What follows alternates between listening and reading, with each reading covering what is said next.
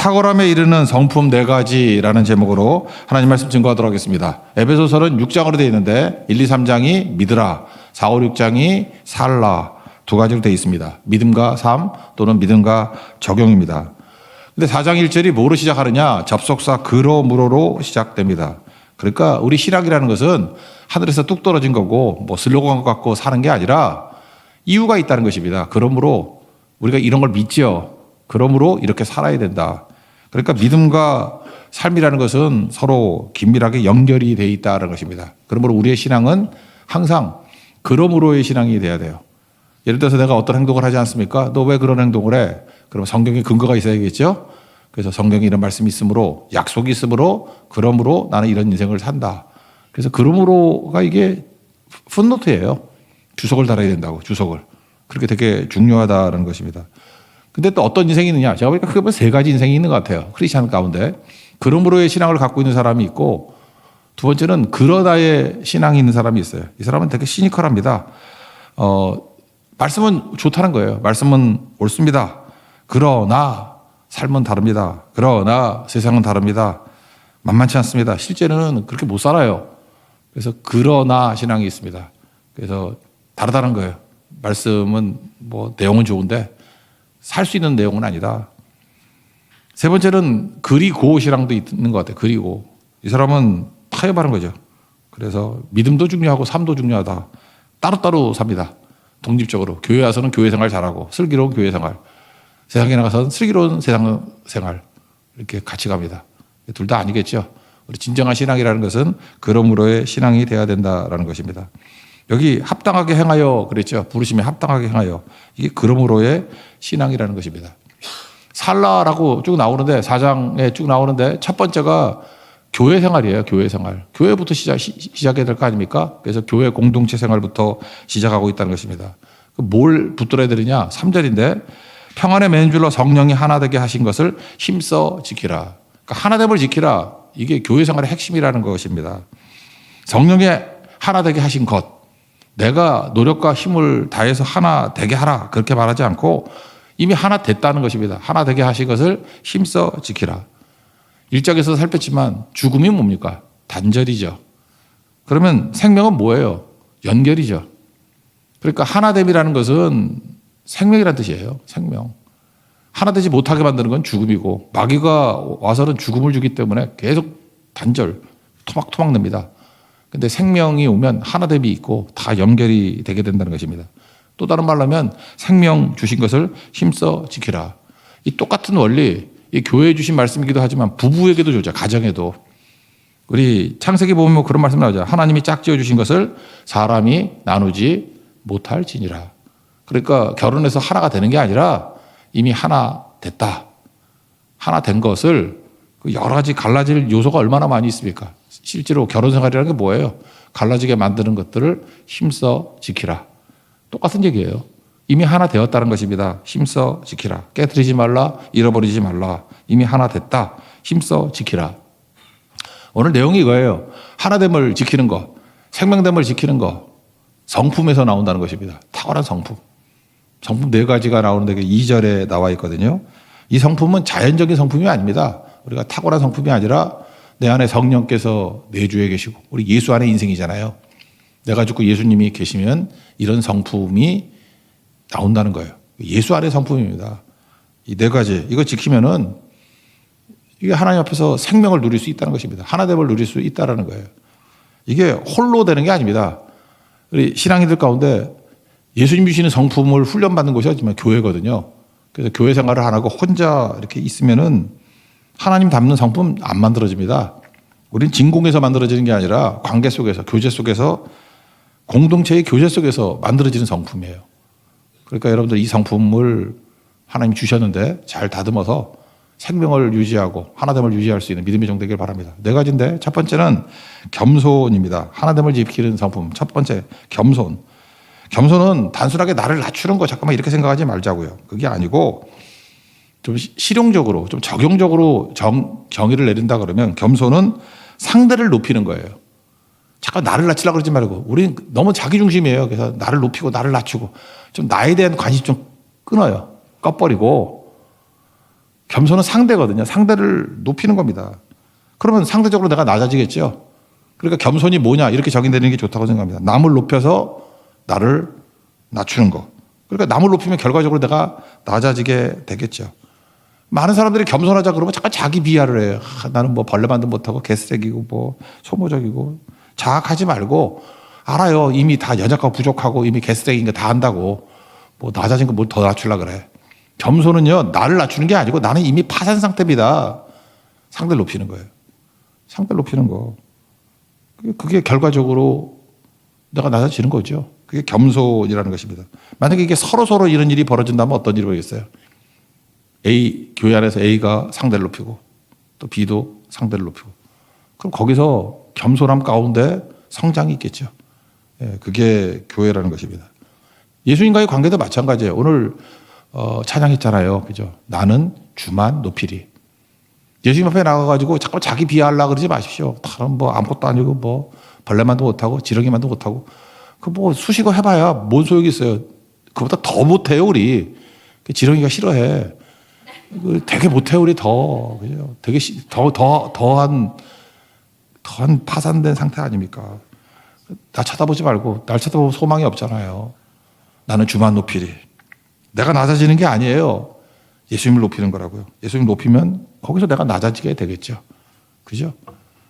그래서 성경을 보십시오. 나 낮추는 게 어디 있습니까? 하나님의 영광을 보면 나는 주만 높이리. 영광과 찬송을 올려드리면은 뭐 내가 낮아지는 거죠. 당연히. 그게 겸손이라는 것입니다. 그래서 중요한 게 뭐예요? 찬송의 삶이에요. 교만한 사람은 찬송 안 해요. 근데 겸손한 사람은 찬송합니다. 교만한 사람은 남 칭찬 절대 안 해요. 근데 겸손한 사람은 다른 사람을 존중해주고 인정해주고 높여줍니다. 그게 겸손이라는 거예요. 그래서 인생이 수동태입니다. 하나님께서 다 하셨다. 그게 수동태 아니에요. 하나님이 하셨다. 하나님에 의해서 이루어졌다. 겸손한 사람이 수동태 인생을 산다는 거예요. 교만한 사람은 내가 있으니까 주어가 나예요. 능동적인 인생을 살아요. 이제 뜻을 아시겠어요? 겸손 어렵게 생각하지 말고 상대를 높임으로 남을 높임으로 말미암아 내가 낮아지는 거. 그게 겸손이라는 거예요. 그러면 하나됨을 유지할 수 있다는 것입니다. 뒤집어 얘기하면 교만한 자 하나가 들어가면 산산조각이랍니다. 근데 반면에 겸손한 사람이 들어가면은 분열될 위기에 놓였는데도 불구하고 그게 하나됨을 이루고 봉합이 되고 견고해진다는 것입니다. 그래서 겸손한 인생만큼 가치 있는 인생이 없다는 거예요. 남을 높임으로 말미암아 내가 낮아지는 하나님의 종 되기를 축원합니다. 두 번째는 온유인데 하나됨을 지키는 상품이 온유인데 온유의 제일 중요한 거는 뭐냐면 권리의 권리. 자기 권리를 대수롭지 않게 여기는 것. 그거를 온유함이다. 이렇게 정의 내릴 수 있습니다. 전통적인 정의는 뭐죠? 문자적인 정의는 온유함 그러면은 통제된 힘이란 뜻이에요. controlled power. 통제된 힘. 힘은 있는데 통제됐다. 원뜻은 길들여지다예요. 야생마 길들여지다. 그것도 뭐 온유 맞는 거겠죠. 그러나 지금 21세기 이 사회를 살아가면서 이 온유의 정의는 권리를 대수롭지 않게 여기는 거예요. 내 권리를. 지금 우리나라뿐만 아니라 전 세계가 다 그런 것 같아요. 초갈등 사회 아닙니까? 어디 가나 갈등이 있어요. 제가 생각해 봤어요. 왜 이렇게 갈등이 이렇게 심한가? 어디 가나 다 갈등이야. 교회 안에도 그래요. 이거 조용하다가 갑자기 갈등이 일어날 때 보면은 이게 무슨 꼴통들이 이래서 뭘 잘못 생각해서 무슨 세상에서 뭐 민주주의 뭐 이런 건지 알고 자꾸 권리를 주장하려고 그래.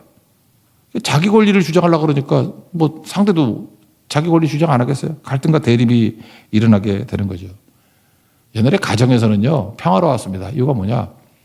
일단 어머니들이 제일 많이 희생했지. 어머니가 희생하고. 아버지도 희생했어요. 그죠? 국제시장 갔다 봐봐. 처자식 먹여 살려고. 아버지도 희생하고. 그 자식 새끼들만 희생을 안 해. 그죠? 근데 희생했어요. 옛날에 그 큰딸 같은 사람이 가서 공장 가가지고 온 가족 먹여 살리고 동생도 공부시키고. 가정이 누구도 권리를 주장하지 않았어요. 누군지 모르게 딱 그냥 희생했다고. 권리를 대수롭지 여기지 않고 어느 집안이 되는 집안 보면 어머니가 희생하든지 어느 집안은 아버지가 희생하든지 어느 집안은 오빠가 희생하든지 뭐 누나가 희생하든지 그러고 보니까 막내가 희생하는 데는 별로 없네. 그죠? 제 경험은 그래요. 근데 지금 이 시대는 어떤 시대가 돼버렸습니까? 그러니까 이해를 못하겠어. 엄마 권리가 있대. 엄마가 엄마 권리를 주장하면 그 애들은 뭐 어떻게 사나 그거? 그러니까 엄마도 엄마 권리, 뭐 자녀는 자녀 권리, 그래서 막 부모 고발하고 미친놈들이죠. 뭐 이렇게 돼버렸다고. 이게 무슨 공정한 사회인지 알고. 세상을 그렇게 끌고 가버려요 마귀가. 선생님과 학생도 마찬가지 아닙니까? 선생님 희생했잖아요 옛날에. 스승 그림자도 안 받는다 그랬는데. 학생 권리 그래요. 그럼 뭐 그럼 교사 권리는 없나? 교사 권리. 그 적대 세력이 돼가지고 자기 권리만 얘기하다 보니까 갈등과 대립이 그치지 않는다는 것입니다. 온유가 뭐예요? 자기 권리를 대수롭지 않게 여기는 거. 그게 온유입니다. 예수님 그러잖아요. 마태복음에 보면은 나는 마음이 겸손하고 온유야. 온유하고 겸손하니. 온유가 뭐예요? 온유. 예수님이 하나님의 아들이시고 하나님이시잖아요. 권리 주장했나요? 아니잖아요. 그게 온유예요. 민수기 12장 3절에 보면 성경 전체에서 온유라는 단어가 처음 나오는 게 모세죠. 모세가 구스 여인하고 결혼했다 그랬더니 그 누나죠. 미리암하고 형 아론이 뭐라고 대들어요. 뭐라 대들어. 참잖아요. 모세의 온유함이 지면의 모든 사람보다 더하더라. 이게 온유거든. 자기 리더잖아요. 어디 리더한테 하극상이야. 그래서 자기 권리를 주장하면은 그 박살나죠.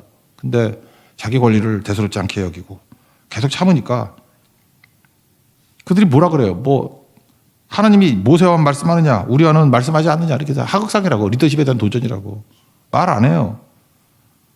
듣지도 않아요 그 얘기를.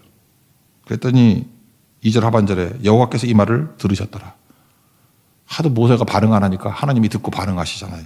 이 못된 놈 그러고 미리암 나병 걸리게 만들고, 물론 뭐 일주일 있다가 기도해서 났지만 모세 기도 안 했으면 뭐 안 날지도 모르지, 그죠? 온유는 이런 거라고요. 그래서 교회 안에서 이게 하나 되게 만드는 예수님의 성품을 가진 사람, 각각 제발 권리 주장하지 마세요. 권리, 내 권리보다도 우리는 책임을 주장하는 거예요. 모세 보세요. 자기 권리 주장하는 거 거의 없고 책임지잖아. 이 백성들 다 죽겠다 그럴 때 너를 통해서 새로운 나라 만들어준다 그랬더니 책임지잖아요. 생명책에서 내 이름 지운다 할지라도 이 백성 용서해달라고. 책임이죠, 책임. 이게 온유예요. 내 권리를 대수롭지 않게 여기는 온유함이 있는 하나님의 거룩한 종 되기를 바랍니다. 세 번째는 하나됨을 지키는 성품은 오래 참음이죠. 오래 참음. 이게 사랑의 뭐 첫 번째잖아요. 사랑은 오래 참고. Love is long suffering. 오래 참는 거. 누구나 사랑이 중요하다는 거 알아요. 근데 이게 첫 번째에서 다 나가 떨어지죠. 오래 참는 거. 잘 못하죠. 사람 만나 보십시오. 이게 사랑하려고 그러면은 오래 참기가 힘들어요. 왜냐하면 누구 만나잖아요. 그럼 말투가 거슬러. 말투가 저거 존댓말 같기도 하고 반말 같기도 하고 잠깐만 좀 이상한 사람이 있어요. 오래 참아야지. 행동도 이상해. 행동도 이 사람 계속 만나야 되나 말아야 되나. 하여튼 거슬리는 거 투성이에요. 거슬리는 거 투성이. 오래 참아야 사랑합니다. 그거 아니면 안 되죠. 우리 마귀가 우리에게 주는 마음이 뭐냐 하면은 안갚음. 내가 이렇게 당하면 그냥 되로 받으면 말로 갚아주고 싶어 이렇게. 그런 마음이죠. 안갚음. 어떤 분이 말장난을 할 때 크리스찬은 안갚음 하는 게 아니라 안갚음. 안갚음 하려는 마음이 있을 때 안갚음. 그게 오래 참음이에요. 오래 참음. 안갚음이라는 게 뭐냐 뭐 보니까 뭐 악랄하게 갚아주는 거, 지독하게 갚아주는 거, 악독하게 갚아주는 거. 그런 거 하면 안 되죠. 그죠? 그러니까 오래 참는 거, 이건 뭐예요? 안 갚는 거. 여러분 세상에서 제일 힘든 게 사람이잖아요. 사람을 견뎌야 됩니다. 사람을 견디십시오. 세상에서 제일 견디기 힘든 게 뭐냐? 사람이에요, 사람. 사람 견디기가 힘들잖아요. 여러분 사람을 견딜 때 하나님이 축복해 주십니다. 사람 힘들잖아요. 사람을 견디는 그런 분이 훌륭한 분이에요. 사람을 견디는 거. 넘어야지 어떡하겠습니까? 그래야 일이 되고 그래야 하나됨을 유지할 수 있고 그래야 생명을 유지할 수 있다는 것입니다. 자식 키울 때도 마찬가지예요. 사람 견디는 거 아니에요? 자녀 키울 때 보면은 10번 잘못합니다. 열받죠. 실망해요. 근데 한 번 잘하면 기뻐요. 다 잊어버려. 뭐 그런 거 왜 자꾸만 경험하게 만드실까요? 오래 참는 거 훈련시키는 거예요. 이게 훈련이고 배우고 학습하는 거라는 것입니다. 하나님께서 우리에게 시험 문제를 줍니다.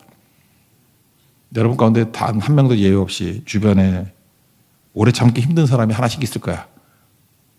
빨리 떠오르는 거 말하지 말고 누구 생각해 보세요. 그죠? 오래 참기 힘든 사람이죠. 이제 교회만 꼭 옆에 앉아. 미치겠어.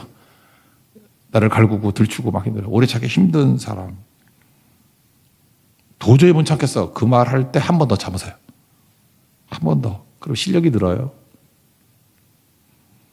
제가 어제 하루 종일 뭘 했냐면은, 저도 이렇게 좀 약간 좀 디프레션이 있더라고. 막 머리도 아프고 막 그래서. 월요일이고 해서. 이거 운동을 해야 되겠다. 운동을.